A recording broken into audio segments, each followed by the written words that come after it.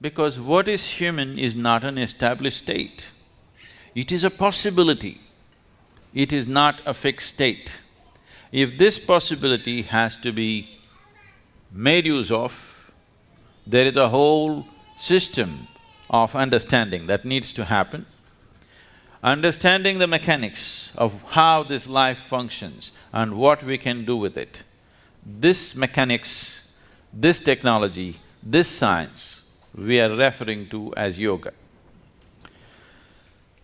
I don't know what types of stuff you're doing, but my experience in United States, particularly in California, a lot of people believe yoga started in California.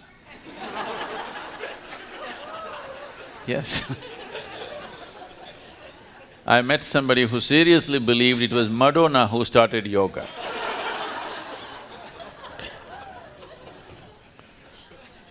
Yes.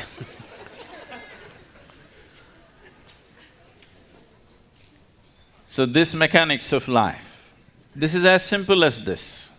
I'm sure almost all of you are carrying an instrument, some kind of electronic instrument, a phone at least. The more you know about this phone, the better you can use it. Is that so? Last year, the cell phone companies in India made a survey. India is the largest growing market for telecommunications right now. Every month we are adding about 5.5 million cell phones, okay. In a year, about 60 million cell phones are being added to the service, because everybody is having 3, 4, 5 these days. They made a survey. That's the second one, you haven't heard the first one. They made a survey and they found out that 97% of the people are using only 7% of the capabilities that are there in an ordinary phone. I'm not talking about the smartphone, I'm talking about the dumb phone. In the dumb phone, 97% of the people are using only 7% of its capabilities. So they were contemplating, if we remove 90% of the electronics, still most people will never know. And we can even give them a 500 rupee discount. They will be happy, we will be happy, Maybe they've already taken it off, we don't know. Only if you try to use all of them, all the functions, then you realize something is not working. So, in a little gadget, you're using only 7%. This is the gadget. Every damn gadget has come out of this. How much percentage do you think are you employing this gadget? Just make a guess. How much percentage? 2, 5? You're being very generous to yourself. It's well below 1%, because for your survival process, to conduct your life in the material world, you do not even need 1% of what this is. This is capable of perceiving the whole cosmos. If you prepare it properly, if you hold it, this is like an antenna. If you hold it in the right position, it can just grasp everything in the existence. It is just that we are doing all kinds of things with it, because right now, our whole perception of life is limited to the physical nature of the existence. Physical is like the peel of the fruit. It has no purpose of its own. In the sense, if you have a fruit, the moment you eat the fruit, the peel goes straight to the trash can, isn't it? The peel is only a package. Only because the fruit is valuable, package is important. Right now as you sit here, this body is very important. You have to feed this, you have to clothe this, you have to decorate this, you have to pamper this in so many ways. Tomorrow morning, that's something inside which you never experienced. If that goes away, nobody wants to have any business with this. Yes? Only because the fruit is inside, this peel has become very valuable. Now, yoga means not just about twisting your body, not about standing on your head, not about holding your breath.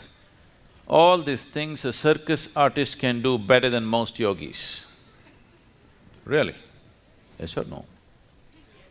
You don't think so? A circus artist can do far better than most yogis in terms of twisting the body, doing this, doing that, holding different positions. That is not the purpose of yoga. Unfortunately, if you utter the word yoga, people think you have to be in some impossible posture.